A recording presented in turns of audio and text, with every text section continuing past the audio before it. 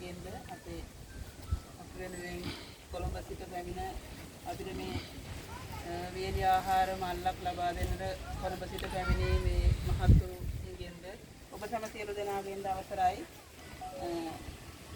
ඇත්තටම ස්තුතියක් කරනවට වඩා කැමැති කියන්නේ පින් සිද්ධ වෙනවා කියන්නේ. මොකද ගොඩක් දුප්පත් ජනතාව අපේ ගම්මානේ ඉන්නේ. අපේ ගම්මානේ ඉන්න ජනතාවම තෝරගෙන අපේ ස්වාමින් වහන්සේගේ මූලිකත්වයෙන් උන්වහන්සේ දන්නවා අපේ දුක. ඉතින් උන්වහන්සේ අපිව තෝරගෙන තියෙනවා, අපේ ගම්මානේ ජනතාව තෝරගෙන තියෙනවා.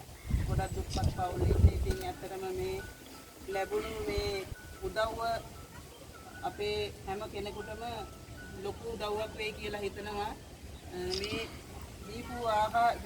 දීපු දේවල් වලින් අපි ගන්න හැම මොහොතකම ගන්න ආහාර වේලදී ඔබතුමන්ලාව අපිට මතක් වෙයි.